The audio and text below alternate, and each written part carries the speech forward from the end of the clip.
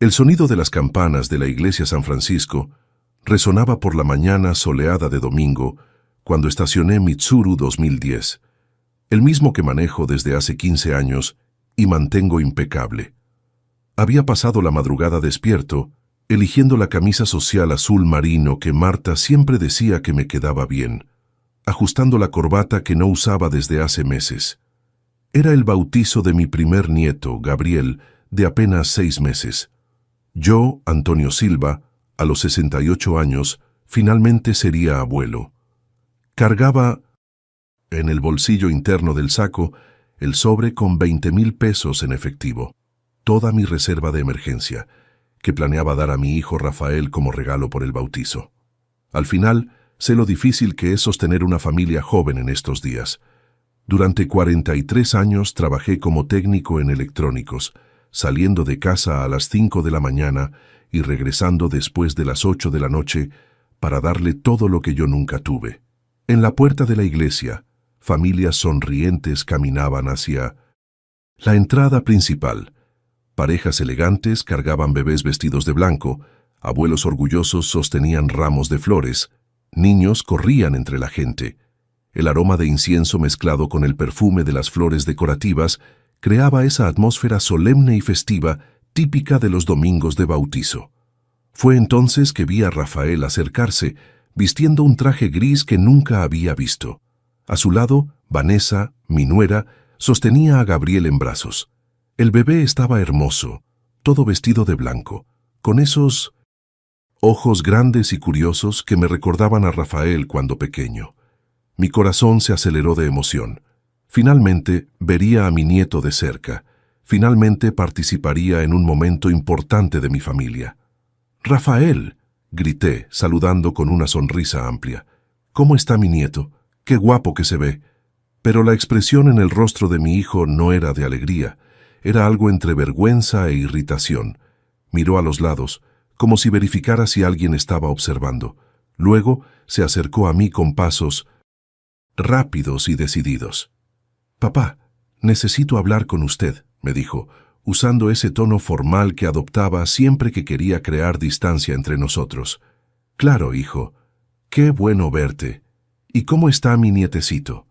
Extendí los brazos hacia Gabriel, pero Vanessa se alejó ligeramente, protegiendo al niño contra su pecho. Rafael respiró profundo, como si se estuviera preparando para algo difícil. «Papá, usted no puede entrar a la iglesia hoy». Por un momento pensé haber escuchado mal. El ruido de las conversaciones, la campana, tal vez había confundido las palabras. «¿Cómo así, hijo? Es el bautizo de Gabriel, ¿no? Vine aquí para...». «No hay lugar para usted aquí hoy, papá». Las palabras salieron secas, definitivas, como una sentencia judicial. Ya organizamos todo, la lista de invitados, la reserva de los lugares. Usted no estaba en los planes. El mundo se detuvo. Literalmente se detuvo. El sonido de las conversaciones se volvió un zumbido distante. Los colores de la ropa festiva se desvanecieron y sentí como si alguien hubiera quitado todo el aire de mis pulmones. Me quedé ahí parado, sosteniendo el sobre con el dinero en el bolsillo, vistiendo mi mejor ropa, preparado para ser el abuelo orgulloso, y mi propio hijo me estaba bloqueando en la puerta de la iglesia. «Rafael, soy el abuelo del niño». La voz salió ronca, casi un susurro. Sentí un nudo en la garganta tan apretado que dolía tragar. «Papá, por favor, no haga una escena aquí. Ya platicamos sobre esto en casa. Usted sabe cómo están las cosas». Vanessa permaneció callada a su lado, evitando mi mirada, pero noté una pequeña sonrisa en la comisura de su boca. La gente comenzó a mirarnos. Una familia que pasaba cerca disminuyó el paso, claramente tratando de escuchar la conversación. Un señor de cabello blanco, parecido a mí, sostuvo el brazo de su esposa y susurró algo en su oído mientras nos observaba. La humillación era pública, era completa. Fue entonces que comprendí la situación de forma cristalina. Mi hijo me estaba tratando como un intruso en la puerta de la iglesia, en el bautizo de mi propio nieto, como si fuera un extraño cualquiera, alguien que no tenía derecho a estar ahí. El mismo hombre que cargó en los hombros cuando niño, que le enseñó a andar en bicicleta, que trabajó doblado para pagar su universidad, ahora me estaba negando la oportunidad de ver a mi nieto recibir la bendición de Dios. El pecho se apretó de una forma que nunca había sentido antes. Era como si 43 años de trabajo duro, de sacrificios silenciosos, de amor no correspondido, estuvieran siendo tirados a la basura ahí mismo, frente a desconocidos, en un domingo de sol. Pero ¿saben qué fue lo que más dolió? No fue la negativa. Fue su mirada. Era la mirada de quien estaba haciendo un favor al avisarme, como si fuera una cortesía ahorrarme una vergüenza mayor. Como si debiera agradecer que tuviera la delicadeza de bloquearme en la entrada, en lugar de dejarme descubrir allá adentro que no había lugar para mí. Respiré profundo. 43 años de trabajo me enseñaron que un hombre a veces necesita tragar orgullo para mantener la paz. Que ser padre significa aceptar ciertas humillaciones en nombre de la familia. Que un hombre de verdad no hace escándalos en público. Está bien, hijo, dije, y realmente pensé que estaba bien. Entiendo. Me di vuelta para salir, sintiendo el peso de las miradas curiosas sobre los hombros. Caminé hacia el carro con la cabeza en alto, como mi padre me enseñó. Un hombre no llora en público. Un hombre traga el dolor y sigue adelante. Pero mientras manejaba de regreso a casa, una pregunta martillaba en mi cabeza. ¿Cuántos padres por ahí están siendo tratados como intrusos en su propia familia? ¿Cuántos hombres que construyeron imperios para sus hijos están siendo dejados fuera de los propios sueños que ayudaron a realizar? No sabía en ese momento, pero esa humillación en la puerta de la iglesia sería la última falta de respeto que aceptaría en silencio. Si ya sintieron que toda una vida de trabajo como padre valía menos que un capricho momentáneo de su hijo, quédense conmigo hasta el final de esta historia, porque lo que pasó después de esa mañana en la iglesia me enseñó que un hombre solo pierde la dignidad cuando acepta ser tratado como banco, no como padre. Suscríbanse al canal para no perderse los próximos relatos. Hay muchos padres por ahí que necesitan escuchar esto. Antes de continuar, si les gustan relatos reales como este de historias que muestran que nunca es tarde para que un hombre recupere su valor, suscríbanse al canal y activen la campanita, porque aquí no cuento historias de víctimas, cuento historias de hombres que decidieron reaccionar. Mi nombre es Antonio Silva, y necesito regresar un poco en el tiempo para que entiendan cómo llegué a ese momento en la puerta de la iglesia, siendo tratado como un intruso en el bautizo de mi propio nieto, como si fuera un problema por resolver, no un abuelo que esperó 68 años para cargar a su primer nieto. Porque esta historia va a hacer que muchos padres repiensen lo que están aceptando en nombre del amor familiar, y si son padres o conocen algún padre que está pasando por situaciones parecidas, quédense hasta el final, porque lo que pasó en las 48 horas siguientes a esa humillación cambió completamente el juego. Nací en 1955, en una familia sencilla del interior de Guanajuato. Mi padre, Joaquín, era albañil, y mi madre, Concepción, cosía afuera para ayudar al sustento de la casa. Éramos 5 hijos, y yo era el mayor. A los 14 años ya ayudaba a mi padre en las obras durante las vacaciones escolares, cargando ladrillos, mezclando cemento, aprendiendo que el sudor honesto de un hombre construye más que palabras bonitas. Fue en esas obras que desarrollé mi pasión por la electrónica.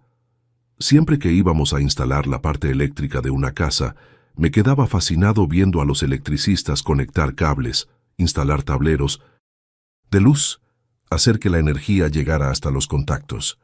Mi padre notó mi interés y con mucho sacrificio logró matricularme en un curso técnico en electrónicos.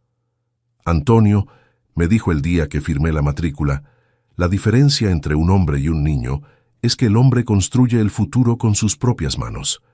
Vas a ser el primero de nuestra familia en trabajar con la mente, además de los músculos. Tomé esas palabras como una misión. Durante 3 años estudié de noche y trabajé de día, ayudando a mi padre. No tenía tiempo para novias, para fiestas, para las cosas que otros jóvenes hacían. Mi enfoque era convertirme en el mejor técnico en electrónicos de la región. En 1978, a los 23 años, conseguí mi primer empleo en una empresa de mantenimiento de equipos industriales. Era el trabajo de mis sueños: uniforme azul con mi nombre bordado, contrato firmado, aguinaldo, vacaciones. Sentía un orgullo inmenso de llegar a casa con las manos limpias, oliendo a productos electrónicos en 1800, lugar de cemento. Fue en esa empresa donde conocí a Marta, en 1980. Trabajaba en el departamento financiero, una mujer hermosa, inteligente, con esa forma delicada de hablar que me ponía nervioso. Me tardé 6 meses en tener el valor de invitarla a tomar un café. Cuando finalmente dijo que sí, sentí que mi vida realmente comenzaba. Nos casamos en 1982, en una ceremonia sencilla en la iglesia del barrio. El salón de la fiesta fue rentado con el dinero que había ahorrado trabajando extra los fines de semana. Marta estaba hermosa de blanco, y yo de traje rentado me sentí el hombre más rico del mundo. Nuestra luna de miel fueron 3 días en Valle de Bravo, lo máximo que nuestro presupuesto permitía. Los primeros años de matrimonio fueron de construcción. Compramos un terreno pequeño en la periferia de la ciudad y con la ayuda de mi padre construimos nuestra casa ladrillo por ladrillo. Yo trabajaba en la empresa durante la semana y en la construcción los fines de semana. Marta pintaba paredes, plantaba flores en el jardín, cosía cortinas. Era una felicidad sencilla pero sólida. En 1987, a los 32 años, recibí la noticia que cambió mi vida para siempre. Marta estaba embarazada. Recuerdo el momento exacto en que me lo contó. Estaba reparando un ventilador en la cocina cuando llegó sosteniendo el análisis en la mano, con lágrimas en los ojos. «Antonio, vas a ser papá», me dijo, con la voz quebrada. Solté el desarmador y la abracé. En ese momento sentí una responsabilidad inmensa descender sobre mis hombros. Ya no era solo Antonio, el técnico en electrónicos. Era Antonio, el futuro padre. Tenía una vida creciendo dentro de la mujer que amaba, y esa vida dependía completamente de mí, para todo. Rafael nació en marzo de 1988, un bebé saludable de 3.2 kilos.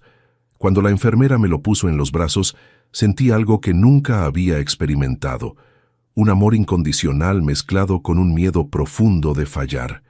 Ese pequeño ser humano confiaría en mí para comida, refugio, educación, futuro. Tenía que ser no solo un buen hombre, sino el mejor hombre posible. Los primeros años de Rafael fueron los más felices de mi vida. Me despertaba de madrugada para dividir con Marta los cuidados nocturnos. Llegaba del trabajo corriendo para bañarlo, para verlo dar los primeros pasos, para escuchar las primeras palabras.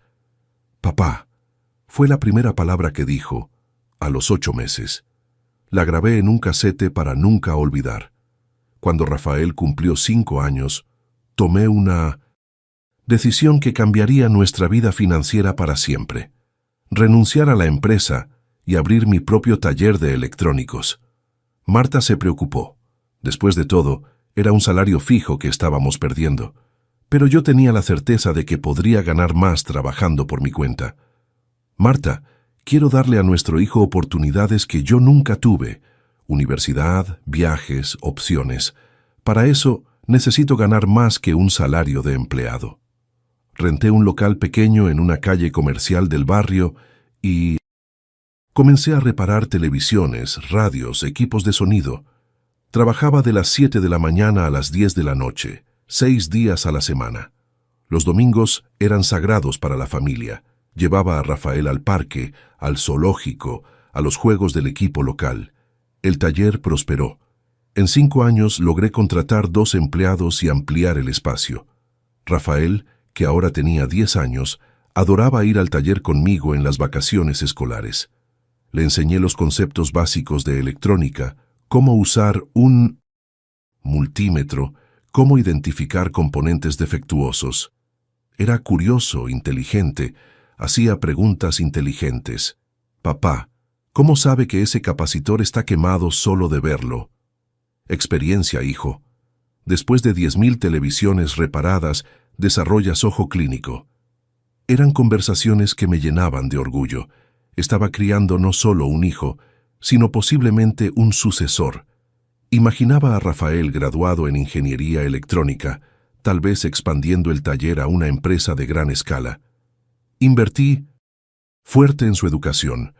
Escuela privada desde los 6 años, clases de inglés los sábados, curso de computación en las vacaciones. Marta a veces se quejaba de los gastos, pero yo tenía una visión clara. Cada peso invertido en la educación de Rafael era un peso invertido en el futuro de nuestra familia. Antonio, ¿será que necesitamos tantas cosas? El niño ni tiene tiempo de ser niño. Marta, el mundo está cambiando rápido. Si queremos que nuestro hijo tenga opciones, necesita estar preparado para competir con cualquiera. Durante la adolescencia de Rafael, aumenté aún más el ritmo de trabajo. Fueron los años que ampliamos la casa. Agregamos 2 recámaras, una suite para nosotros y una recámara grande para Rafael con mesa de estudios, computadora y una pequeña mesa de trabajo de electrónica. Quería que tuviera el mejor ambiente posible para desarrollarse. Recuerdo el día que pasó el examen de admisión para administración de empresas en una universidad privada de renombre. Fue en 2006, tenía 18 años. Cuando salió el resultado, celebramos como si hubiera ganado la lotería. Sabía que esos 4 años de colegiatura representarían un esfuerzo financiero enorme, pero estaba dispuesto a cualquier sacrificio. Papá, ¿estás seguro que podemos pagarlo? Rafael, para tu educación, trabajo hasta de madrugada si es necesario. Vas a graduarte, vas a tener un título que yo nunca tuve, vas a tener oportunidades que yo nunca soñé. Durante los 4 años de universidad, Rafael vivió con nosotros. Yo costeaba colegiatura, libros, material, gasolina para que fuera y regresara de la universidad. Él estudiaba, yo trabajaba. Era un acuerdo tácito. Mi función era proveer, la de él era graduarse. Marta comenzó a quejarse de que Rafael no ayudaba en casa, que no buscaba ni un trabajo de medio tiempo. Pero yo siempre lo defendí. Deja que el muchacho se concentre en los estudios, Marta. Tendrá tiempo de sobra para trabajar después de graduado. Ahora es hora de estudiar. En 2009, Rafael se graduó con buenas calificaciones. Recuerdo la ceremonia de graduación. Marta y yo en primera fila, él en el escenario recibiendo el título. Sentí que mi misión como padre se estaba cumpliendo. Había criado a un hombre instruido, preparado para conquistar el mundo. Pero fue justamente después de la graduación que las cosas empezaron a cambiar. Hay silencios de padre que pesan más que gritos. Y debería haber notado que algo estaba mal cuando Rafael, aún graduado, siguió viviendo en 1900. Casa sin prisa alguna de conseguir empleo. Los primeros 6 meses después de la graduación aún me parecía normal. El mercado está difícil, pensaba. Es mejor que busque una buena oportunidad que aceptar cualquier cosa. Seguí sosteniendo todo: comida, ropa, gasolina, hasta las salidas con los amigos. Rafael se levantaba tarde, almorzaba, pasaba la tarde en la computadora, supuestamente buscando empleo, y salía por la noche. Cuando le preguntaba sobre las entrevistas, siempre tenía una excusa: la empresa no pagaba bien, el ambiente no era adecuado, no era el área que quiero seguir. Marta comenzó a cuestionar. Antonio, el muchacho necesita trabajar, no puede quedarse toda la vida a nuestras costillas. Pero yo siempre defendía. Marta, estudió 22 años de su vida. Déjalo encontrarse profesionalmente. Mejor esperar una buena oportunidad que aceptar cualquier cosa. La primera señal real de que algo estaba mal vino al 8º mes. Rafael llegó a casa con una moto nueva, una Itálica 250cc roja, 0 kilómetros. Cuando le pregunté de dónde había salido dinero para comprar la moto, Dijo que era financiada y que podría pagarla con el primer empleo. Pero hijo, ¿cómo hiciste un financiamiento sin comprobar ingresos? Papá, hoy en día es más fácil, y además esta moto me va a ayudar a buscar trabajo. Voy a poder ir a más lugares, hacer más entrevistas. Tenía sentido, o al menos quise creer que tenía sentido, pero en el fondo algo me molestaba. Una moto de 30,000 pesos para un muchacho desempleado parecía exagerado. 2 semanas después, recibí la primera mensualidad de la moto a mi nombre. Rafael había usado mis datos como aval sin consultarme. Cuando lo confronté, tenía una explicación en la punta de la lengua. Papá, iba a decirle, es que la agencia necesitaba una respuesta rápida y sabía que usted estaría de acuerdo. Es solo hasta que consiga trabajo y lo transfiera a mi nombre. Pagué la mensualidad. Eran 2,800 pesos por mes durante 36 meses. 108,000 pesos en total, más los intereses. Pero pensé, es una inversión en su futuro profesional. La segunda señal vino 3 meses después. Rafael comenzó a salir con Vanessa, una muchacha que conoció en una fiesta. Era bonita, 22 años, estudiante de Derecho en una universidad privada. Desde el primer encuentro que la trajo a casa para cenar, noté un cambio en el comportamiento de Rafael. Vanessa tenía opiniones sobre todo. ¿Cómo debería estar decorada la casa? ¿Qué tipo de comida deberíamos servir cuando viniera a cenar? Hasta sobre cómo debería vestirme cuando estuviera presente. Don Antonio, ¿qué tal si cambia esa camisa de trabajo cuando llegue a casa? Queda más elegante para la cena. Rafael no solo estaba de acuerdo con todo lo que ella decía, sino que comenzó a repetir las opiniones de ella como si fueran sus propias ideas. Durante una cena, Vanessa comentó que encontraba nuestra sala muy sencilla y Rafael inmediatamente sugirió que remodeláramos la casa. Papá, ¿qué tal si modernizamos un poco la casa? Queda más adecuada para recibir personas. ¿Recibir qué personas, Rafael? No sé, los amigos de Vanessa, los futuros colegas de trabajo. Marta me llevó al cuarto esa noche. Antonio, ¿no crees que esa muchacha está mandando mucho en nuestra casa? Marta, es su novia. Es normal querer agradar. Pero comencé a notar que Rafael estaba cambiando. El hijo que conversaba conmigo sobre electrónica, que me ayudaba en el taller durante las vacaciones, que respetaba mis opiniones, ahora cuestionaba todo lo que yo decía. Si sugería que buscara empleo en un área específica, decía que Vanessa pensaba que esa área estaba desactualizada. Si comentaba sobre política o economía, me corregía con informaciones que Vanessa le había explicado. La tercera señal fue financiera. Rafael comenzó a pedir dinero para gastos específicos. Papá, necesito 3,000 pesos para comprar ropa para una entrevista importante. Papá, Vanessa me invitó al cumpleaños de su prima. Necesito 5,000 pesos para el regalo. Inicialmente eran pedidos esporádicos, siempre con justificaciones plausibles, pero la frecuencia fue aumentando. De una vez al mes pasó a 2, después 1 por semana. Los valores también fueron subiendo. De 2,000 pesos pasó a 5,000, después 8,000. En diciembre de 2010, Rafael finalmente consiguió un empleo en una empresa de contabilidad. El salario era de 15,000 pesos, valor bueno para un recién graduado. Me sentí aliviado. Finalmente sería independiente financieramente, pero la independencia nunca llegó.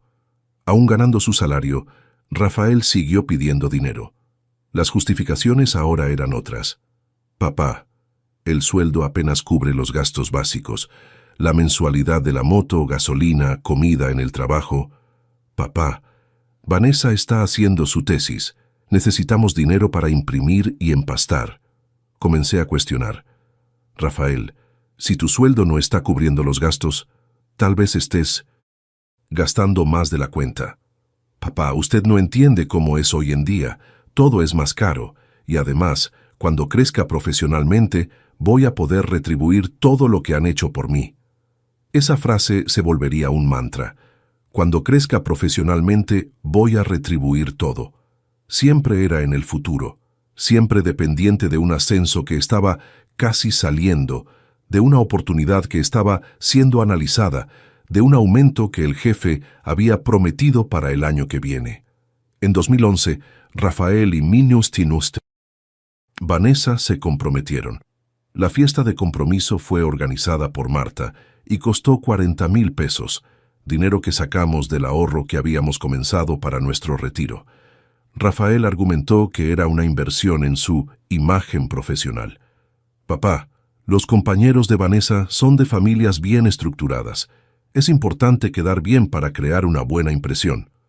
Durante la fiesta, noté que éramos tratados como financiadores, no como familia. Vanessa nos presentaba a los amigos como los papás de Rafael, nunca como mis suegros. Las decisiones sobre decoración, menú, música, fueron todas tomadas por ella. Nosotros solo pagamos la cuenta. Fue en esa época que comencé a notar el primer patrón que se repetiría durante los próximos años.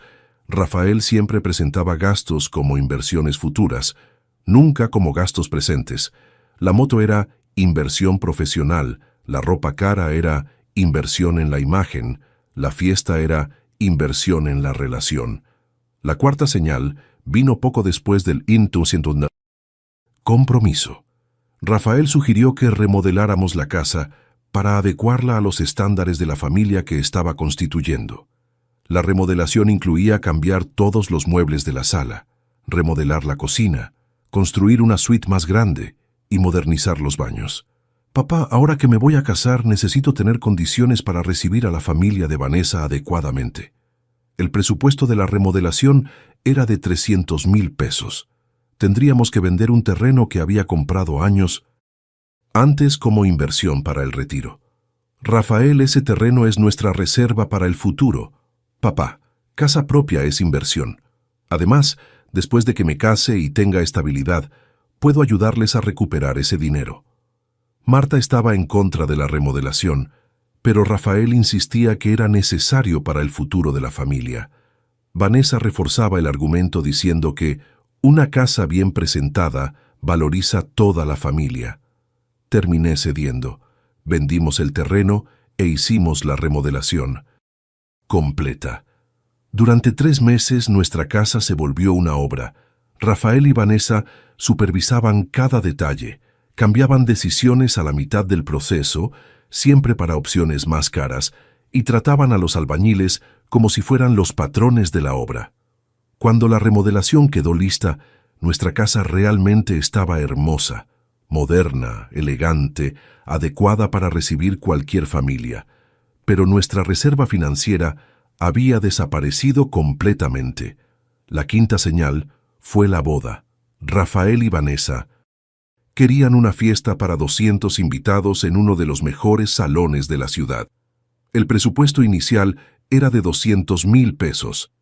Papá, es la boda de mi vida. No puedo hacer cualquier cosa. Rafael, 200,000 pesos es mucho dinero. Papá, piénselo como inversión.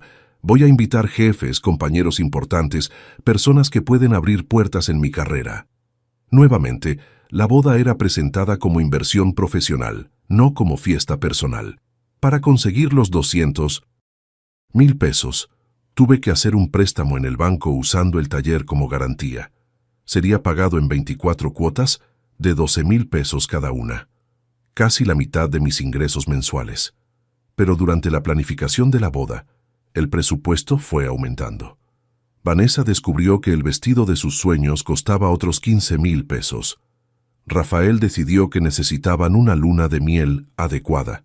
2 semanas en Cancún, otros 60,000 pesos. Al final, la boda costó 300,000 pesos. Tuve que aumentar el préstamo y comprometer 2 años de ganancia del taller. Durante la fiesta, nuevamente, fuimos tratados como financiadores invisibles. Vanessa nos agradeció rápidamente durante el discurso, pero pasó la mayor parte de la noche conversando con sus amigos e ignorando completamente a nuestra familia. Rafael estaba radiante, saludando colegas, tomándose fotos con personas importantes, presentando a la esposa como si fuera un trofeo conquistado. En ningún momento se acercó a mí para agradecer el sacrificio que habíamos hecho. Al final de la fiesta, cuando todos ya se habían ido, Rafael se acercó a mí. «Papá, gracias por todo. Cuando crezca profesionalmente, voy a retribuir cada peso». Siempre era, cuando crezca profesionalmente. Nunca un plazo específico, nunca un plan concreto. Siempre una promesa vaga de un futuro indefinido. En ese momento, manejando a casa después de la fiesta de mi único hijo, noté que algo fundamental había cambiado en nuestra relación. Durante 24 años había sido su padre. Ahora era su banco, pero aún no había comprendido completamente el tamaño del problema que se estaba formando.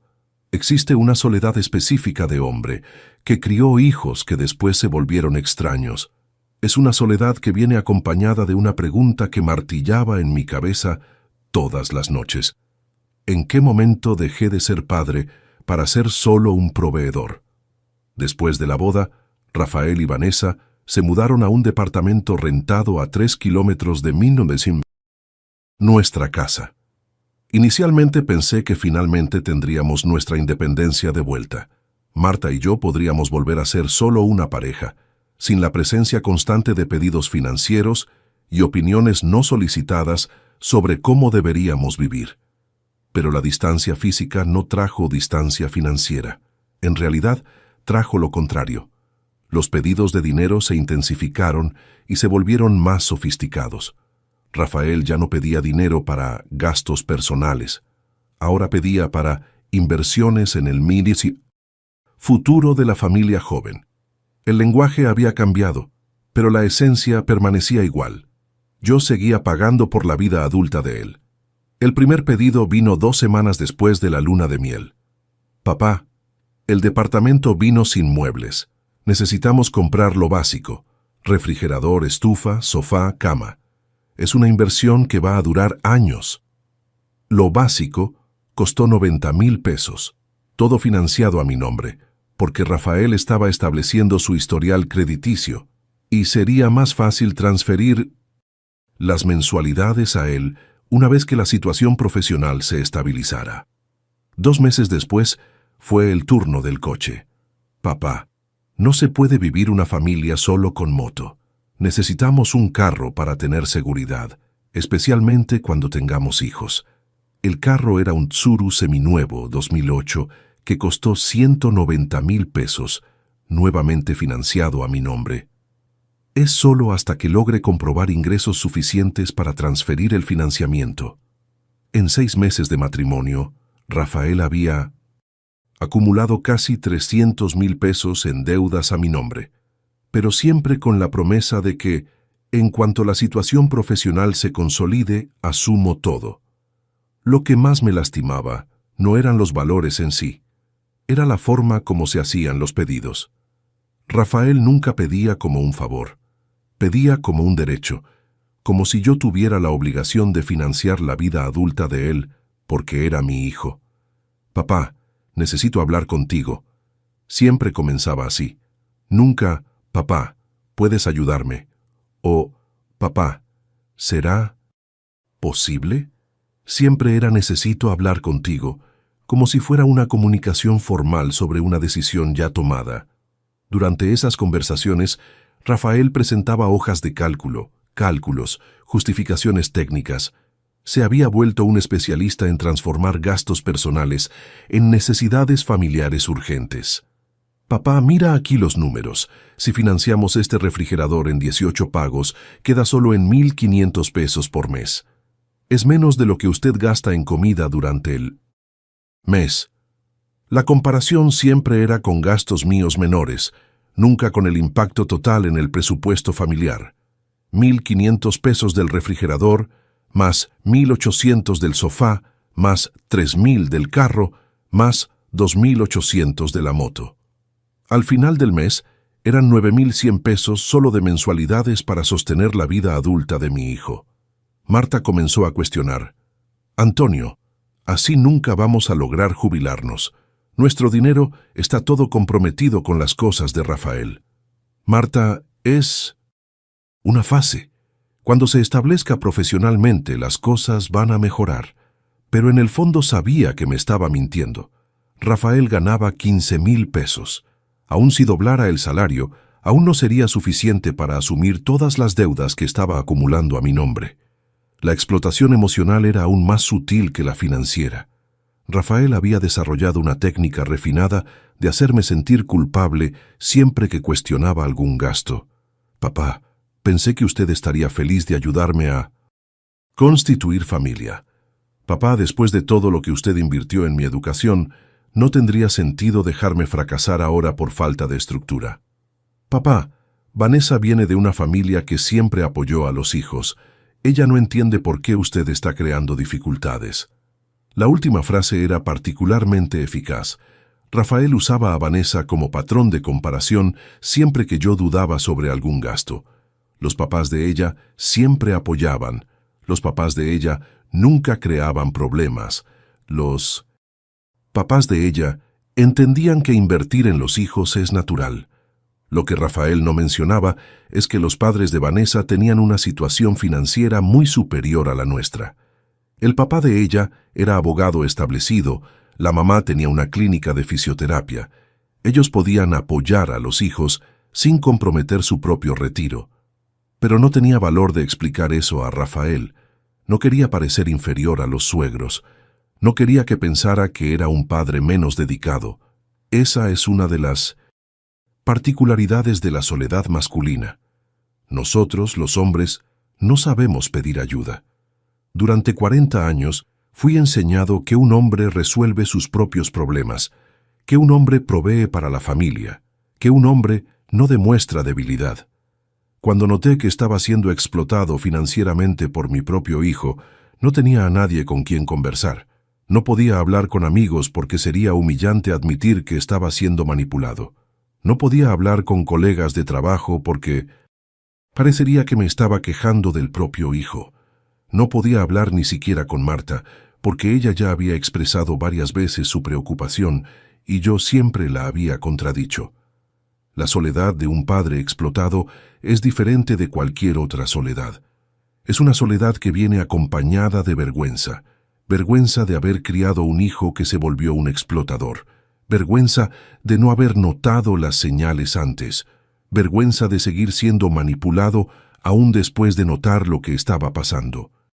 En 2013, 2 años después de la boda, recibí la noticia de que Vanessa estaba embarazada. Rafael me llamó en medio del trabajo, eufórico. «Papá, va a ser abuelo. Vanessa está embarazada».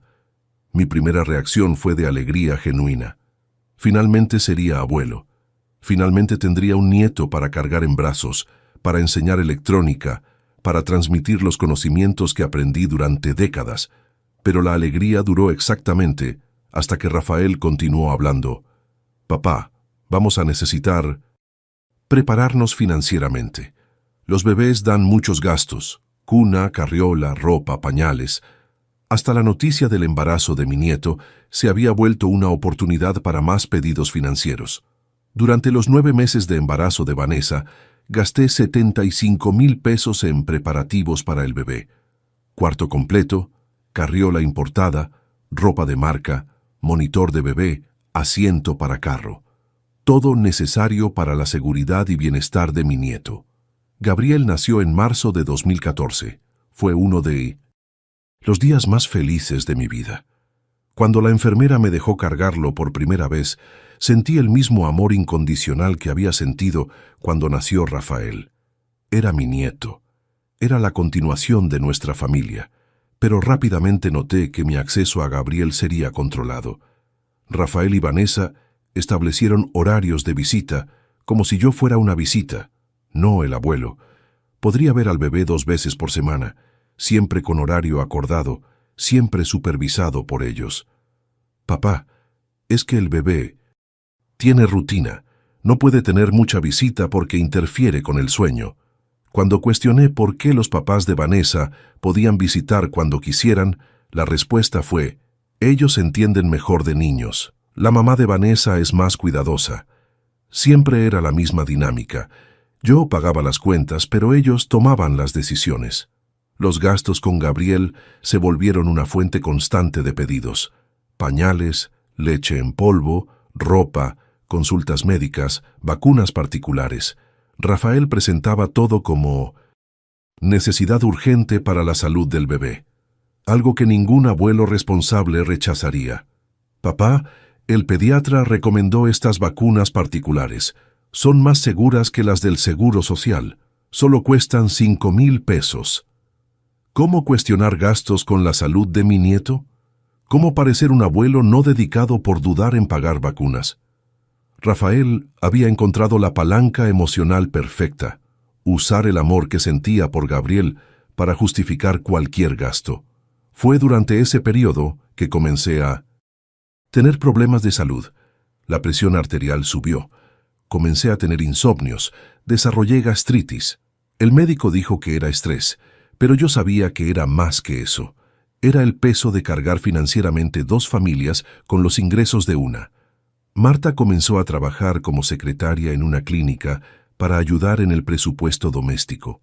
A los 58 años, tuvo que volver al mercado laboral porque yo ya no lograba sostener solo los gastos de nuestra familia y los gastos de Rafael.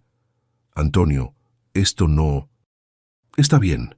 Marta no debería tener que trabajar a esa edad para sostener la vida buena de Rafael. Pero cuando traté de conversar con Rafael sobre disminuir los gastos, se mostró ofendido. Papá, yo trabajo, pago mis cuentas, solo pido ayuda cuando es realmente necesario. Rafael, trabajas, pero quien paga tus mensualidades soy yo. Quien paga los gastos de Gabriel soy yo. Papá, eso es temporal. Estoy estudiando para concurso público. En cuanto pase, voy a ganar mucho más y puedo asumir todo. Siempre el futuro. Siempre una promesa de independencia que nunca llegaba. En 2015, 3 años después de la boda, hice las cuentas. Rafael ya había acumulado 600,000 pesos en deudas a mi nombre. Entre mensualidades de muebles, carro, gastos con Gabriel y emergencias diversas, estaba comprometiendo 60% de mis ingresos para sostener la familia de él. A los 60 años, trabajaba más que a los 30, ganaba menos que a los 50 y no lograba ahorrar un peso para mi jubilación. Pero lo que más dolía no era la situación financiera, era la sensación de haber perdido completamente el respeto como padre. Rafael me trataba como gerente de banco, cordial, educado, pero interesado. Nuestras conversaciones se resumían a pedidos financieros y reportes sobre gastos. Nunca más hablamos sobre electrónica, sobre trabajo, sobre la vida. Nunca más tuvimos una conversación de padre e hijo. Me había convertido en un cajero automático humano en la vida de mi propio hijo. Y lo peor, no sabía cómo parar esa dinámica sin perder completamente el acceso a mi nieto. Hay dolores que un hombre traga durante años, hasta que un día la garganta no aguanta más. Para mí, ese día llegó un martes lluvioso de octubre de 2016, cuando Rafael me llamó al trabajo con otro pedido que cambiaría todo. Papá, necesito hablar contigo. Es urgente. Conocía esa frase de memoria. En los últimos años, necesito hablar contigo, siempre significaba más dinero, siempre significaba más sacrificio, siempre significaba más mensualidades a mi nombre. Dime, Rafael. Papá, surgió una oportunidad única, un departamento en el conjunto residencial donde Vanessa siempre soñó vivir. El dueño lo está vendiendo por un precio muy bueno porque necesita el dinero rápido. Sentí el estómago revolverse. Rafael, papá, escucha solo los números. El departamento vale 1,200,000 pesos, pero lo está vendiendo por 1,000,000. Es una inversión increíble. En 5 años vale por lo menos 1,600,000. 1,000,000 de pesos. El valor de mi taller entero. El valor de todo el patrimonio que construí en 40 años de trabajo. Rafael, eso es mucho dinero. Papá, piénsalo bien. Estamos pagando renta desde hace 5 años. Es dinero tirado a la basura. Si compramos, en 15 años el departamento está liquidado y tenemos un patrimonio real. Tenemos, Rafael. El departamento sería a su nombre, pero el financiamiento sería a mío. Rafael, 1.000.000 es el valor de mi taller. Papá. Exacto. Usted puede usar el taller como garantía. Los intereses quedan mucho más bajos. 1.000.000 financiados en 15 años daría una mensualidad de aproximadamente 12,000 pesos por mes, más que mis ingresos netos actuales. Rafael, no puedo pagar 12,000 pesos por mes. Es más de lo que gano. Papá, yo voy a ayudar con 7,000 pesos por mes. Quedan solo 5,000 para usted. 7,000 pesos era exactamente el valor del salario de Rafael después de descontar los gastos personales. Estaba proponiendo que yo pagara 2/3 de un departamento que sería de él. Rafael, 5,000 pesos aún es mucho para mí. Papá, piensa en Gabriel. Él necesita crecer en un ambiente adecuado. El departamento actual es muy pequeño, no tiene área de juegos para niños. Nuevamente Gabriel siendo usado como justificación emocional. Rafael, necesito pensarlo. Papá, no hay tiempo para pensar. El dueño necesita la respuesta hasta el viernes. Si no decidimos ahora, se lo va a vender a otra persona. Presión temporal.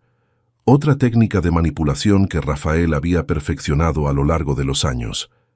Colgué el teléfono y me quedé sentado en el taller por 1 hora, mirando las herramientas, las mesas de trabajo, todo lo que construí durante décadas. Si firmaba ese financiamiento, perdería todo. A los 61 años, quedaría trabajando solo para pagar un departamento de mi hijo. Fue en ese momento que tuve una revelación cristalina. Ya no era un padre, era un esclavo. Financiero. Llegué a casa esa noche y conversé con Marta sobre la propuesta de Rafael. Por primera vez en años, fue categórica. Antonio, si firmas ese financiamiento, pido el divorcio. Marta, no, Antonio. 34 años de matrimonio. Trabajé contigo para construir todo lo que tenemos. No voy a ver cómo destruyes nuestra vida para sostener la codicia de Rafael. Esa noche no pude dormir. Me quedé acostado en la cama pensando en cómo había llegado a ese punto. ¿En qué momento dejé de ser un padre respetado para convertirme en un banco particular? El jueves, Rafael apareció en casa con Vanessa y Gabriel para una conversación familiar sobre el departamento. Gabriel tenía 2 años, hermoso, sonriente. Cuando me vio, corrió a mis brazos gritando, «¡Abuelito!». En ese momento, cargando a mi nieto, sentí un amor profundo mezclado con una tristeza inmensa. Amaba a esa criatura más que mi propia vida, pero noté que mi amor estaba siendo usado como herramienta de manipulación. «Papá», dijo Rafael con Gabriel en mis brazos, «mira cómo está feliz aquí. Imagínate cómo estaría feliz en un departamento grande con área de juegos, alberca». Vanessa completó, «Don Antonio, usted quiere lo mejor para Gabriel, ¿verdad? Todo niño merece crecer en un ambiente adecuado». Era chantaje emocional puro. Usar mi amor por el nieto para forzarme a firmar un financiamiento que me dejaría en la miseria. Rafael, no puedo pagar ese financiamiento. Papá, pero yo voy a ayudar. Rafael, ganas 15,000 pesos. Después de tus gastos personales sobran 7,000. Si me das esos 7,000 para el departamento, ¿con qué dinero vas a sostener tu familia? Rafael se quedó en silencio. Vanessa respondió por él. Nos las arreglamos, don Antonio. Lo importante es garantizar el futuro de Gabriel. En ese momento comprendí completamente lo que estaba pasando. Querían que yo pagara 2/3 de un departamento de 1,000,000 de pesos para que ellos pudieran arreglárselas con POS. 15,000 pesos al mes. Yo ganaba 22,500 pesos al mes. Después de pagar todas las mensualidades que Rafael ya había acumulado a mi nombre, sobraban 9,000 pesos para mi supervivencia. Si agregaba otros 5,000 pesos del departamento, sobrarían 4,000 pesos por mes. 4,000 pesos para comida, medicinas, gasolina, ropa, todo. Mientras Rafael y Vanessa vivirían en un departamento de 1,000,000 de pesos pagando solo 7,000 pesos por mes. Necesito más tiempo para pensar, dije. Rafael se levantó visiblemente irritado. Papá, la oportunidad va a pasar. No entiendo por qué está creando dificultades. Después de que se fueron, me senté en el patio y lloré por primera vez en décadas. Lloré por haber perdido a mi hijo. Lloré por haber sido transformado en un proveedor automático. Lloré por tener que elegir entre mi dignidad financiera y mi acceso al nieto. Fue esa noche que tomé la decisión más difícil de mi vida. No firmaría el financiamiento. El viernes. Por la mañana llamé a Rafael. No voy a firmar el financiamiento. El silencio duró 10 segundos. Después, papá, usted está cometiendo un error. Está perjudicando el futuro de su nieto. Rafael, estoy protegiendo mi futuro. A los 61 años no puedo endeudarme por 15 años. Papá, no esperaba esto de usted. Pensé que podría contar con el apoyo de la familia.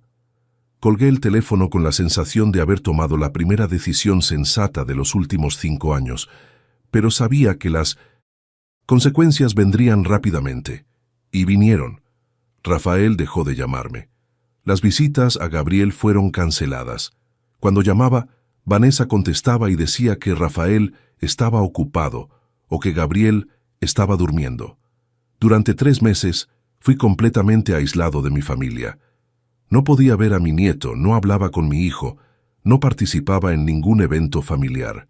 Fue durante ese aislamiento que comencé a planear mi recuperación. Agendé una cita con un abogado para entender mis derechos como abuelo. Descubrí que tenía derecho legal de convivencia con Gabriel, independiente de la voluntad de los padres. Agendé una cita con un contador para organizar mis finanzas. Descubrí que, sumando todas las mensualidades que Rafael había puesto a mi nombre, había gastado 1.300.000 pesos en los últimos 5 años. 1.300.000 pesos que deberían estar en el ahorro para mi jubilación. Pero el descubrimiento más importante vino cuando decidí investigar la vida financiera real de Rafael. A través de un amigo que trabaja en el registro público, conseguí acceso a los bienes que Rafael había adquirido en los últimos años. Descubrí que poseía el departamento donde vivía, a nombre de Vanessa, un carro, a nombre de Vanessa, inversiones en acciones, a nombre de Vanessa, y una cuenta de ahorro con 250.000 pesos, a nombre de Vanessa. Rafael había construido un patrimonio de aproximadamente 2 millones de pesos, todo a nombre de la esposa para proteger en caso de deudas. Mientras me explotaba financieramente, estaba construyendo riqueza paralela. Fue ahí que comprendí que no estaba lidiando con un hijo irresponsable, estaba lidiando con un estafador profesional que por casualidad era mi hijo. Durante 3 meses organicé documentos, consulté profesionales y planeé mi estrategia. Ya no sería solo un padre explotado, sería un hombre que lucharía por su propia dignidad. En enero de 2017 puse mi plan en acción. Cuando un padre es traicionado por su propia sangre, la cicatriz atraviesa generaciones. Pero algunas heridas, cuando están bien tratadas, se transforman en fuerza que ni sabías que tenías. En enero de 2017, ejecuté la primera parte de mi plan. Cancelé todas las tarjetas de crédito adicionales que había dado a Rafael a lo largo de los años, bloqueé las cuentas donde él tenía poder y cambié las contraseñas de todos mis accesos bancarios. La reacción fue inmediata. Rafael me llamó un lunes por la mañana, alterado. «Papá, mi tarjeta fue rechazada en el súper. ¿Qué pasó?» «Rafael, cancelé todas las tarjetas adicionales». «¿Cómo que canceló? Uso esa tarjeta para las compras de Gabriel». «Rafael, tienes empleo y tarjeta propia. Usa tus propios recursos». «Papá, se volvió loco. ¿Cómo voy a comprar las cosas del bebé?» «Con tu dinero, Rafael, como cualquier padre responsable hace». El silencio duró 15 segundos. Después, «Papá, necesitamos hablar en persona. ¿Puedes venir a casa esta noche?» Rafael llegó a las 8 de la noche, acompañado de Vanessa. Estrategia típica. Ella siempre lo acompañaba en las conversaciones difíciles para dar apoyo emocional e intelectual. Nos sentamos en la sala que había remodelado para recibirlos adecuadamente 5 años antes. La ironía de la situación no pasó desapercibida. «Papá», comenzó Rafael, «no entiendo por qué está creando esta situación. Siempre tuvimos un acuerdo familiar. ¿Qué acuerdo, Rafael? El acuerdo de que la familia se ayuda mutuamente. Rafael, ayuda mutua significa que las dos partes se ayudan. En los últimos 5 años, solo una parte ayudó. Vanessa intervino. Don Antonio, Rafael siempre dijo que cuando su situación mejore, retribuiría todo. Vanessa, ¿cuándo exactamente va a mejorar su situación? Rafael respondió, papá, estoy estudiando para concurso. En cuanto pase voy a ganar 30,000 pesos al mes. Rafael, estudias para concurso desde hace 3 años. ¿Cuántos concursos presentaste? Papá, concurso público es difícil. Necesita tiempo para prepararse adecuadamente. Rafael, 3 años estudiando y nunca presentaste ningún concurso. Silencio incómodo. Abrí la carpeta que había preparado con todos los comprobantes de gastos. Rafael, sumé todo lo que gasté contigo en los últimos 5 años. 1,300,000 pesos. Rafael palideció. Vanessa trató de disimular la sorpresa. Papá, nunca pedí tanto dinero. Rafael, está todo aquí documentado. Mostré las hojas de cálculo. Muebles, 90,000. Carro, 190,000. Moto, 108,000. Boda, 300,000. Gastos con Gabriel, 75,000. Otros gastos, 437,000. Vanessa cuestionó. Don Antonio, esos gastos fueron distribuidos a lo largo de 5 años. No fue todo de una vez. Vanessa, distribuidos a lo largo de 5 años significa que gasté 260,000 pesos por año. Casi 2 salarios mínimos por año. Rafael trató de justificar. Papá, pero eso era inversión en nuestra familia. Rafael, ¿inversión de quién? El departamento donde viven está a nombre de Vanessa. El carro está a nombre de Vanessa. Los muebles están a nombre de Vanessa. Vanessa se defendió. Don Antonio, pusimos a mi nombre por cuestiones de organización. Vanessa, pusieron a su nombre para que, si Rafael es ejecutado por deudas, nada pueda ser embargado. Silencio total. Continué. Rafael, construiste un patrimonio de 2 millones de pesos en los últimos 5 años, todo protegido a nombre de tu esposa, mientras me explotabas financieramente.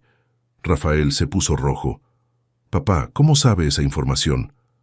Rafael, tengo derechos como padre. Tengo derecho a saber si mi dinero está siendo usado para construir patrimonio paralelo. Vanessa se levantó. Don Antonio, eso es invasión de privacidad. Vanessa, invasión de privacidad es usar documentos falsos para hacer financiamientos a nombre de terceros. Rafael tragó saliva. Papá, nunca usé documentos falsos. Rafael, usaste mis datos como aval sin mi autorización. Eso es falsedad ideológica. Fue ahí que la máscara cayó completamente. Papá, está hablando como si fuera un criminal. Soy su hijo. Rafael, eres mi hijo.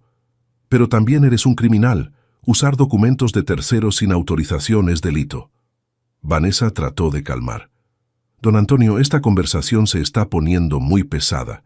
Vamos a tratar de resolver esto en familia. Vanessa, familia es donde existe respeto mutuo. Hace 5 años me usan como banco particular. Eso no es familia.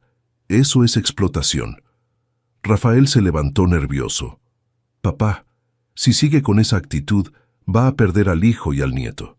Rafael, perdí a mi hijo hace 5 años, cuando decidiste que yo servía solo para pagar tus cuentas. Y en cuanto a mi nieto, tengo derechos legales que no dependen de tu voluntad. Vanessa cuestionó. ¿Qué derechos legales? Derecho de convivencia, Vanessa. Soy abuelo de Gabriel. La ley me garantiza acceso al niño independiente de conflictos familiares. Rafael palideció. ¿Papá está amenazando con buscar la justicia? No estoy amenazando, Rafael. Estoy informando. La conversación terminó con ellos saliendo irritados. Rafael gritó en la puerta. Papá, se va a arrepentir de esta actitud. 3 días después, recibí una llamada de Vanessa llorando. Don Antonio, Rafael perdió el empleo. ¿Por qué? El patrón descubrió que estaba usando la tarjeta de la empresa para gastos personales. Fue despedido por falta grave. Rafael había sido atrapado desviando dinero de la empresa donde trabajaba. Aplicaba el mismo esquema que usaba conmigo, pequeños gastos constantes que pasaban desapercibidos individualmente, pero que sumaban valores significativos mensualmente. Don Antonio, estamos desesperados. ¿Cómo vamos a pagar las mensualidades del departamento? Vanessa, tienen 250,000 pesos en el ahorro. Usen sus propias reservas. ¿Cómo sabe del ahorro? Vanessa, como le dije a Rafael, tengo derechos como padre. Una semana después, Rafael apareció en casa solo. Estaba visiblemente afectado, barba sin arreglar, ropa arrugada, ojeras profundas. Papá, necesito su ayuda. ¿Para qué, Rafael? Estoy siendo procesado por la empresa. Descubrieron que usé 75,000 pesos de la tarjeta corporativa para gastos personales. Rafael, eso es peculado, delito contra la administración. Papá, si soy condenado, puedo sacar hasta 4 años de prisión. Rafael, deberías haber pensado en eso antes de robar. De la empresa. Papá, no robé. Solo usé la tarjeta para algunas emergencias. Siempre tuve intención de devolver. Rafael, usar tarjeta de la empresa para gastos personales es robo. No importa si tenías intención de devolver. Papá, estoy desesperado. Vanessa dijo que va a pedir divorcio si soy condenado. En ese momento, viendo a mi hijo desesperado, sentí una mezcla de lástima y rabia. Lástima del hombre en que se había transformado. Rabia por haber contribuido a esa transformación. Rafael, durante 28 años fui tu padre. Durante los últimos 5 fui tu banco. ¿Ahora quieres que sea tu abogado también? Papá, sé que me equivoqué con usted. Sé que abusé de su confianza. Pero soy su hijo. No puede abandonarme en una situación como esta. Rafael, me abandonaste hace 5 años cuando decidiste que yo solo servía para resolver tus problemas financieros. Papá, si me ayuda ahora, prometo que cambio completamente. Voy a buscar empleo. Voy a asumir todas mis deudas. Voy a volver a ser el hijo que usted crió. Rafael, ¿cuántas veces ya hiciste esa promesa? ¿Cuántas veces dijiste que ibas a cambiar en cuanto la situación mejorara? Rafael comenzó a llorar. Por primera vez en años vi emoción genuina, no manipulación calculada. Papá, me perdí. No sé cuándo me volví esta persona. No sé cuándo dejé de respetar a usted como padre. Rafael, te perdiste cuando decidiste que tener era más importante que ser. Papá, dame una última oportunidad. Prometo que esta vez es diferente. Miré a mi hijo, un hombre de 29 años, padre de familia, llorando en la sala de mi casa como un niño que rompió el juguete favorito. Rafael, te voy a dar una oportunidad, pero con condiciones claras. Cualquier condición, papá. Primera condición, vas a asumir todas las mensualidades que pusiste a mi nombre. Voy a transferir todo a tu nombre. Papá, no tengo empleo. Segunda condición, vas a buscar cualquier empleo. No importa si ganas menos que antes. Un trabajador honesto no escoge salario. Papá, tercera condición, me vas a pagar 1,000 pesos al mes durante los próximos 10 años. ¿1,000 pesos? Rafael, 1,000 pesos durante 10 años son 120,000 pesos. Es menos del 10% de lo que me debes. Es una forma simbólica de que reconozcas la deuda. Papá, ¿y si no consigo empleo que pague suficiente?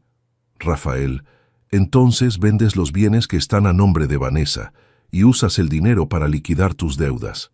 Papá, Vanessa nunca va a aceptar vender el departamento.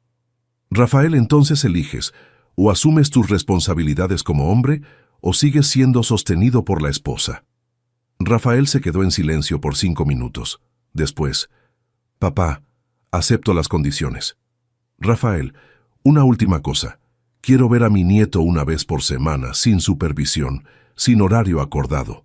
Cuando quiera ver a Gabriel, lo traes aquí a casa. Papá, ¿y si Vanessa no está de acuerdo? Rafael, entonces decides si eres esposo de Vanessa o hijo de Antonio. Porque hombre que no logra imponer respeto a la propia esposa no merece respeto del propio padre. Fue la conversación más dura que tuve con mi hijo en toda la vida, pero también fue la más honesta. El mismo hombre que cargó al hijo en los hombros un día se ve sin piso donde pisar, pero a veces es necesario tocar fondo para descubrir que eres más fuerte de lo que imaginabas. Los primeros días después del ultimátum para Rafael fueron de ansiedad profunda. Durante 5 años, mi vida había girado en torno a sus problemas. Me despertaba pensando en cómo pagar las mensualidades, trabajaba preocupado por los próximos pedidos de dinero, dormía calculando si lograría sostener un mes más ese ritmo. De repente, había vuelto a ser responsable solo de mi propia vida. La sensación era extraña, liberadora y aterrorizante al mismo tiempo. El primer lunes después de nuestra conversación, me desperté a las 6 de la mañana, como siempre hacía para abrir el taller, pero no sentí esa presión familiar en el pecho. No había ninguna mensualidad atrasada esperándome, ningún telefonazo urgente que resolver, ninguna emergencia financiera de Rafael que administrar. Por primera vez en 5 años, desayuné sin prisa. Marta notó el cambio. «Antonio, estás más tranquilo». «Marta, es extraño. Siento como si hubiera despertado de una pesadilla larga». «Hiciste lo correcto». Durante la primera semana, Rafael cumplió rigurosamente el acuerdo. Trajo a Gabriel para visitar el miércoles, como habíamos acordado. Se quedó 2 horas, jugó con el abuelo, comió el pastel que Marta había hecho especialmente para él. Ver a mi nieto nuevamente, sin la supervisión constante de Vanessa, fue una alegría indescriptible. Gabriel, ahora con 3 años, estaba parlanchín, curioso, cariñoso. Corrió a mis brazos en cuanto llegó, como en los viejos tiempos. «Abuelito, ¿dónde están los juguetes que guardó para mí?» Llevé a Gabriel al cuartito que había preparado años antes, como cuarto del nieto. Estaba exactamente como lo había dejado: carritos, bloques para armar, libros de cuentos, una mesa pequeña con herramientas de juguete para enseñar oficio al nieto. Mientras Gabriel jugaba, conversé con Rafael sobre sus planes profesionales. Por primera vez en años, la conversación no giró en torno al dinero. «Papá, conseguí una entrevista en una empresa de contabilidad. El sueldo es bajo, 10,000 pesos, pero es empleo honesto». «Rafael, 10,000 pesos es un buen comienzo. Lo importante es volver a trabajar». «Papá, Vanessa está enojada conmigo. Dijo que aceptar sueldo bajo es rebajarse profesionalmente». «Rafael, ¿qué es rebajarse? ¿Ganar 10,000 pesos trabajando honestamente o no ganar nada viviendo a costillas de otros?» Rafael bajó la cabeza. «Tiene razón».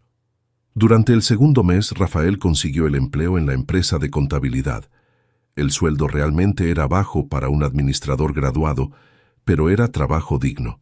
Comenzó a pagar los 1,000 pesos mensuales como habíamos acordado. Ver a mi hijo trabajando nuevamente, asumiendo responsabilidades, me llenó de una esperanza cautelosa. Tal vez aún fuera posible recuperar al hombre que había criado, pero fue durante ese período que comencé a descubrir quién era realmente más allá de padre explotado. Con los ingresos familiares organizados nuevamente, sin las mensualidades interminables de Rafael, Marta pudo dejar de trabajar en la clínica. A los 59 años, merecía jubilación anticipada. «Antonio, no sé si recuerdo cómo es tener tiempo libre. Marta, vamos a descubrirlo juntos». Decidimos hacer un viaje. Hacía 15 años que no tomábamos vacaciones, porque cualquier dinero extra era inmediatamente absorbido por las emergencias de Rafael. Escogimos la Riviera Maya. Siempre quisimos conocer las playas de ahí, pero nunca sobraba dinero. El viaje de 10 días a Cancún fue revelador. Hacía años que no pasábamos tiempo juntos, sin preocupaciones financieras, sin teléfono sonando con pedidos urgentes, sin la presión constante de resolver problemas ajenos. Caminábamos por la playa de Tulum cuando Marta comentó: «Antonio, hacía años que no te veía realmente relajado». «Marta, ni recordaba cómo era no tener preocupación financiera. Te ves más joven. Hasta la postura cambió. Era verdad. En los últimos 5 años había desarrollado una tensión constante en los hombros, como si cargara peso invisible. Durante el viaje, noté que esa tensión había desaparecido. Al tercer día del viaje, mientras almorzábamos en un restaurante en la playa, Marta me sorprendió. «Antonio, ¿qué siempre quisiste hacer y nunca tuviste tiempo?» «¿Cómo?» «Durante 29 años fuiste papá a tiempo completo. Trabajaste para sostener familia, pagaste escuela de Rafael, financiaste su vida adulta. Ahora tienes 62 años y libertad financiera. ¿Qué tú quieres hacer de tu vida?» La pregunta me agarró completamente desprevenido. Hacía décadas que no pensaba en mí como individuo, solo como padre proveedor. «Marta, no sé responder. Hace tanto tiempo que no pienso en lo que yo quiero. Piensa ahora, si tuvieras tiempo y dinero, ¿qué harías?» Durante el resto del viaje, esa pregunta no salió de mi cabeza. ¿Qué yo quería? ¿Cuáles eran mis sueños que había abandonado para realizar los sueños de Rafael? De vuelta a casa, comencé a redescubrir gustos personales que había olvidado. Siempre me gustó pescar, pero hacía 15 años que no iba al club de pesca porque necesitaba trabajar más para sostener familia. Siempre quise aprender carpintería, pero no tenía tiempo para pasatiempos. Compré caña de pescar nueva y comencé a ir al club las mañanas de domingo. Inicialmente me sentía culpable. Debería estar trabajando, debería estar ahorrando, pero gradualmente noté que merecía momentos de placer personal. En el club conocí a Juan, un jubilado de 67 años que se volvió un amigo cercano. Juan había pasado por situación similar con su propio hijo. «Antonio, hijo ingrato es como enfermedad. Cuando dejas de alimentarla, deja de crecer. Juan, pero es difícil cortar relación con hijo. Antonio, cortar relación no. Imponer límites.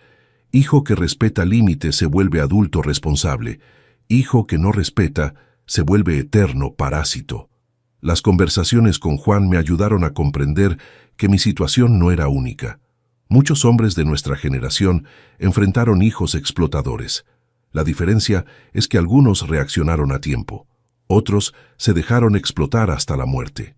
Antonio, ¿cuántos papás mueren pobres porque sostuvieron hijos ricos toda la vida? Durante el 6º mes, decidí implementar un cambio profesional significativo.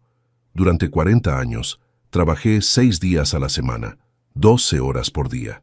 Siempre justifiqué el exceso de trabajo como necesario para sostener familia. Ahora, con las finanzas organizadas, noté que podía trabajar menos y ganar lo mismo. Contraté un empleado especializado y comencé a trabajar solo 5 días a la semana. Los martes se volvieron mi día personal: pescar, leer, caminar, visitar amigos.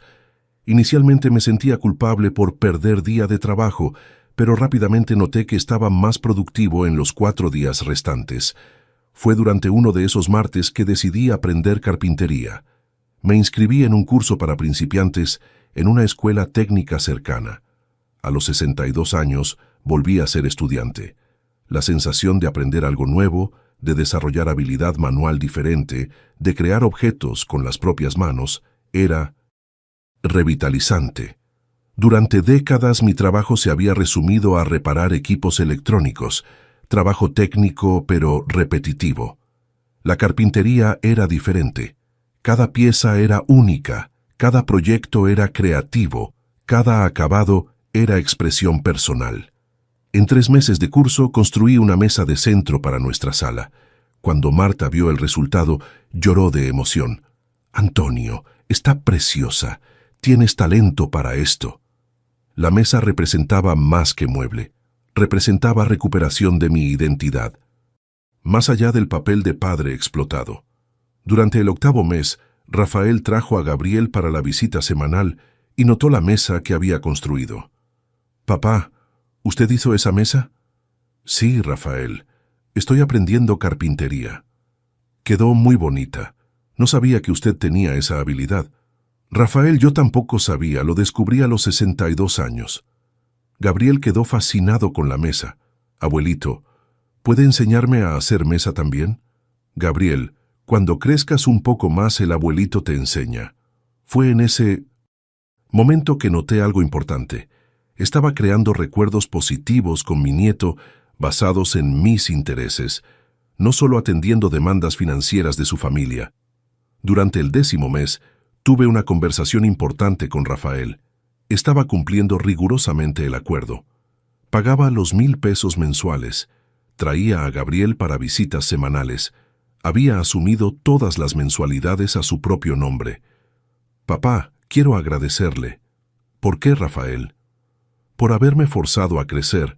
Durante 5 años me comporté como adolescente irresponsable. Ahora me siento hombre de verdad. Rafael, ¿qué cambió? Papá, cuando comencé a trabajar para sostener mi propia familia, en lugar de explotar su familia, desarrollé orgullo profesional, orgullo de papá, orgullo de esposo proveedor. Rafael, ¿cómo está la relación con Vanessa? Papá, ella todavía se queja de que ganamos menos que antes, pero le expliqué que prefiero ganar poco honestamente que ganar mucho explotando familia. ¿Y ella? Ya aceptó. Papá tuvo que aceptar porque ahora yo establezco las reglas de nuestra casa. No acepto más que falte el respeto a usted o a mi familia. Era el hijo que había criado finalmente, emergiendo del adulto explotador en que se había transformado. 1 año después de nuestro ultimátum, hice un balance de la transformación. Había recuperado mi dignidad como padre, reorganizado mi vida financiera, redescubierto mi identidad personal y, aún más importante, recuperado a mi hijo. Pero la prueba final aún estaba por venir. Algunas relaciones después de rotas no necesitan ser reconstruidas, aun cuando hayas ayudado a construirlas, pero otras relaciones, cuando se reconstruyen con cimentación más sólida, se vuelven aún más resistentes que las originales. 2 años después de esa humillación en la puerta de la iglesia, estoy sentado en el mismo patio donde lloré por haber perdido a mi hijo, pero ahora estoy observando a Gabriel jugar con los juguetes de madera que construí para él en la clase de carpintería. La vida tiene esas ironías. Fue necesario casi perder a mi hijo para lograr recuperarlo. Rafael llegó hace 1 hora, como hace todos los sábados desde hace 18 meses. No porque necesite dinero, no porque quiera algo específico, sino porque quiere que Gabriel conviva con el abuelo, y porque reconoce que la familia se construye con presencia, no solo con obligación. Papá, ¿puedo hacerle una pregunta? Claro, Rafael. Si yo hubiera firmado ese financiamiento de 1 millón de pesos, ¿qué habría pasado con usted? La pregunta me agarró de sorpresa, pero la respuesta era clara. Rafael, habría trabajado hasta morir para pagar un departamento que sería tuyo. Papá, no me daba cuenta de lo egoísta que estaba siendo. Rafael, no eras egoísta, eras irresponsable. Hay diferencia. ¿Cuál es la diferencia? Rafael, persona egoísta piensa solo en ella misma, pero asume las consecuencias de sus propios actos. Persona irresponsable quiere los beneficios de sus propias decisiones, pero transfiere las consecuencias a terceros. Gabriel interrumpió nuestra conversación. Abuelito, terminé el carrito. Mire cómo quedó. El carrito de madera que había construido. En realidad, yo había preparado todas las piezas, y él solo ensambló. Estaba chueco, pero funcionaba. Sentí el mismo orgullo que sentí cuando Rafael construyó su primer proyecto de electrónica a los 10 años. Gabriel, quedó muy bonito. Estás aprendiendo rápido. Abuelito, cuando sea grande, voy a ser carpintero como usted. Rafael se manifestó. Gabriel, el abuelito, es técnico en electrónicos. Carpintería es su pasatiempo. Hijo, interrumpí. Carpintería dejó de ser pasatiempo. Estoy pensando en abrir una pequeña carpintería al lado del taller. Papá, ¿en serio? Rafael, descubrí que a los 64 años aún puedo aprender cosas nuevas. Aún puedo tener nuevos sueños. Trabajo con electrónicos desde hace 40 años. Tal vez sea hora de diversificar. La idea de la carpintería había surgido naturalmente. En los últimos 6 meses, varios amigos me encargaron muebles después de ver los trabajos que hice para casa. Noté que había demanda para muebles artesanales de calidad. «Papá, ¿quiere que le ayude en la carpintería?». La pregunta de Rafael me sorprendió. «¿Tienes interés?». «Papá, estoy aprendiendo mucho en la empresa de contabilidad, pero siempre me gustó el trabajo manual. ¿Recuerda que cuando niño me encantaba ir a su taller?». Era verdad. Rafael siempre había demostrado habilidad manual, pero durante la juventud se dirigió al área administrativa porque daba más estatus social. «Rafael, si tienes interés real podemos conversar, pero sería sociedad de verdad. Tú entrarías con trabajo, yo con conocimiento técnico y capital inicial». «Papá, me gustaría mucho». Vanessa llegó en ese momento para buscar a Gabriel. La relación con ella había mejorado significativamente después de que Rafael estableció límites claros en su propia casa. «Buenas tardes, don Antonio». «Buenas tardes, Vanessa». «Don Antonio, Rafael me contó sobre la idea de la carpintería. Me parece interesante». Vanessa no era mala persona, solo era ambiciosa más allá de sus propias posibilidades. Cuando Rafael dejó de alimentar las ambiciones irreales de ella, se adecuó a la realidad financiera de la familia. «Vanessa, sería un proyecto a largo plazo. Rafael seguiría trabajando en la empresa y dedicaría fines de semana a la carpintería inicialmente». «Don Antonio, cualquier proyecto que acerque a Rafael a la familia es positivo». Gabriel se despidió con abrazo largo. «Abuelito, ¿la semana que viene me enseña más carpintería?». «Te enseño, Gabriel. Voy a preparar un proyecto especial para ti». Después de que se fueron, me quedé en el patio reflexionando sobre los últimos 2 años. La decisión más difícil que tomé, establecer límites claros con mi propio hijo, se había revelado como la decisión más acertada. No solo recuperé mi dignidad financiera, sino que recuperé el respeto. Como padre. Rafael hoy me trata como padre, no como banco. Pide consejos profesionales, conversa sobre planes futuros, incluye nuestra opinión en las decisiones familiares importantes. Volvió a ser el hijo que crié, no el explotador en que se había transformado. La relación con Gabriel también cambió completamente. No soy más el abuelo del dinero que aparece para pagar cuentas. Soy el abuelo de la carpintería, el abuelo de la pesca, el abuelo que enseña cosas interesantes. Gabriel me busca por cariño genuino, no por interés material. Marta está radiante. A los 61 años, redescubrió al esposo con el que se casó hace 34 años. Viajamos regularmente, aprovechamos momentos juntos, planeamos proyectos personales. Nuestra relación conyugal renació cuando dejó de estar sofocada por los problemas financieros constantes. Hoy, trabajando 4 días a la semana en electrónicos y 2 días en carpintería, gano prácticamente los mismos ingresos que ganaba trabajando 6 días solo en electrónicos. La diferencia es que hoy trabajo porque me gusta, no porque necesito sostener 2 familias. Mi salud mejoró drásticamente. La presión arterial se normalizó, la gastritis desapareció, duermo tranquilamente todas las noches. El estrés de cargar 2 familias en los hombros me estaba matando lentamente. Pero la lección más importante que aprendí es esta: establecer límites con hijos adultos no es abandono, es educación tardía. Durante 28 años enseñé a Rafael a ser dependiente. Resolvía todos sus problemas, pagaba todas sus cuentas, asumía todas sus responsabilidades. Pensé que estaba siendo buen padre, pero estaba criando un adulto irresponsable. Cuando finalmente establecí límites: eres adulto, resuelve tus propios problemas.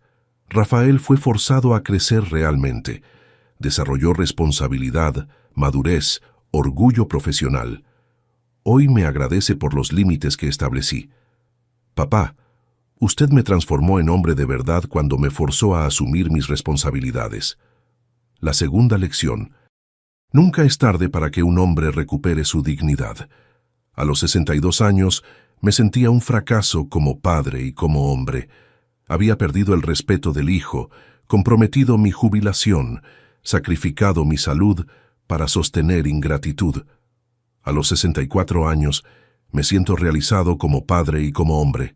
Recuperé el respeto familiar, Organicé mi vida financiera, descubrí nuevos talentos, redescubrí mi identidad personal.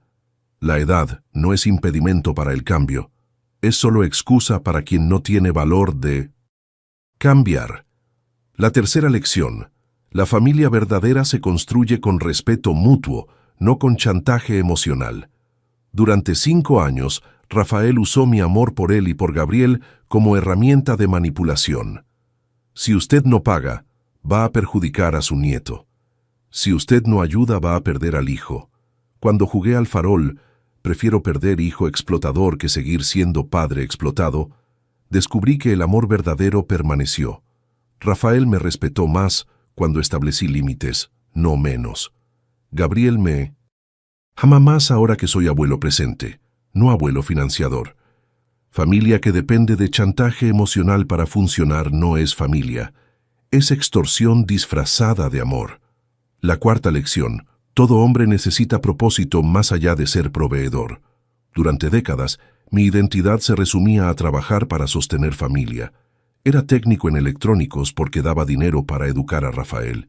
Era padre porque necesitaba formar a Rafael como hombre.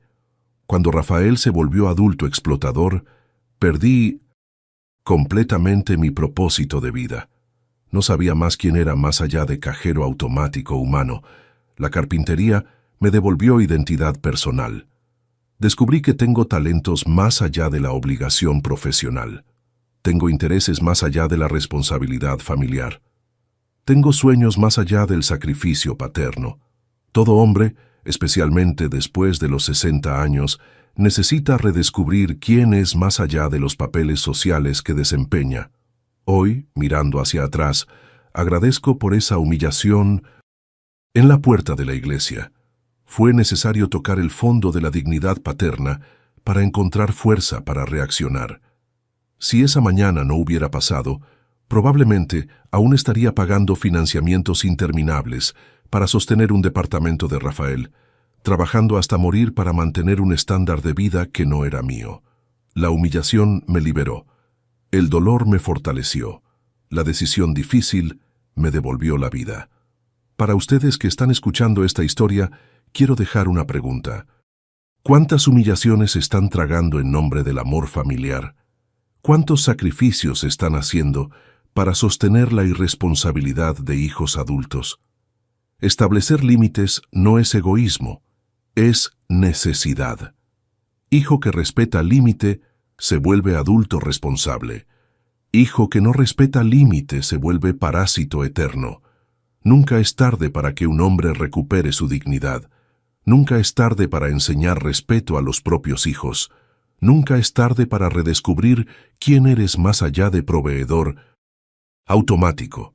Si mi historia como padre tocó su corazón, quiero saber desde dónde están viendo. Escriban aquí en los comentarios su ciudad, su estado o hasta su país. Déjenme saber que este mensaje llegó hasta ustedes. Y si conocen algún padre que está aceptando menos de lo que merece, compartan este video, porque hay muchos hombres que necesitan entender que valorarse no es egoísmo, es necesidad. Si este relato los hizo reflexionar, dejen un comentario contando desde dónde están viendo. Escriban también lo que sintieron al escuchar esta historia. Cuéntenme, ¿ya tuvieron que imponer límites con sus hijos? Y si esta historia los hizo pensar, dejen su like y suscríbanse al canal para seguir acompañando historias reales de hombres que eligieron su dignidad. Porque aquí no contamos historias de víctimas, contamos historias de renacimiento. Un abrazo desde Ciudad de México, México. Y recuerden, construyeron mucho más que una familia. Construyeron un hombre que merece respeto. ¿Cuántas veces nosotros, los hombres, tragamos falta de respeto en nombre de la paz? ¿Cuántos papás están financiando su propia humillación? Aprendí a los 64 años que un hombre no necesita aceptar migajas de quien recibió un banquete de oportunidades, que ser padre no significa ser explotado, y que nunca, pero nunca jamás es demasiado tarde para que un hombre se levante de nuevo.